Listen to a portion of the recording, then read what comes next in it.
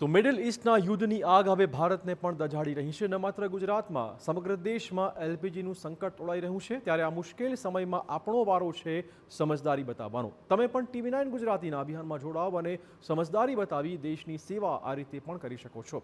આપણે કહી દઈએ કે આખા દેશમાં હાલ એલપીજી સિલિન્ડરનું સંકટ આવી પડ્યું છે. ત્યારે આપણી જવાબદારી છે કે આ સંકટના સમયગાળામાં આપણે નાના નાના પગલાં લઈએ અને મોટું યોગદાન પૂરું પાડીએ. હાલ દેશમાં ગેસની અછત છે, ત્યારે આપણે રસોઈમાં કેટલીક એવી ટિપ્સ અપનાવી શકીએ જેના દ્વારા આપણે રાંધણ ગેસની બચત કરી શકીએ છીએ. એટલું જ નહીં, દેશની સેવા પણ આ દ્વારા શક્ય છે.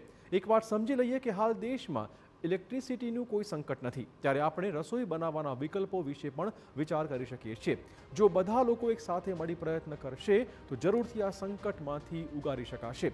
ગેસ બચાવો અભિયાન દ્વારા આપણે દેશને આ મોટા સંકટમાંથી બહાર લાવવામાં મદદરૂપ બની શકીશું.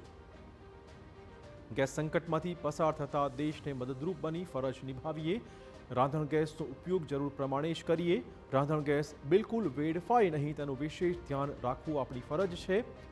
જેમની પાસે વિકલ્પો છે તે ઇલેક્ટ્રિક સ્ટવનો ઉપયોગ કરી શકે તેમ છે. ઇન્ડક્શન સ્ટવ કે માઇક્રોવેવમાં ભોજન બનાવી ગેસ બચાવી શકાય છે.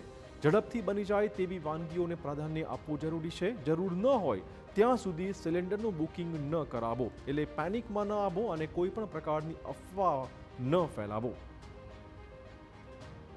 નજર કરીએ કે કેવી રીતે ગેસ બચાવી શકાશે.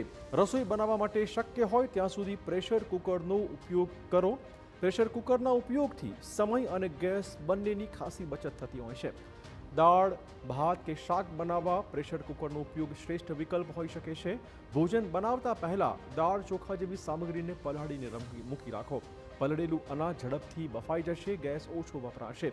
ભોજન કુકર સિવાયના પાત્રમાં બનાવો તો તેને ઢાંકીને હંમેશા રાખો. ઢાંકીને ભોજન બનાવવાથી 20% ગેસની બચત શક્ય બનશે. રસોઈ ધીમા તાપે જ બનાવો, જેનાથી 25% ગેસ તમારો બચી જશે. સ્ટવનું બર્નર ગંદુ ન હોય તેનું ધ્યાન રાખો, આથી ગેસ બરબાદ ન થાય. સ્ટવના બર્નરને વિશેષ રૂપે સાફ રાખો જેથી ગેસ ન વેડફાય.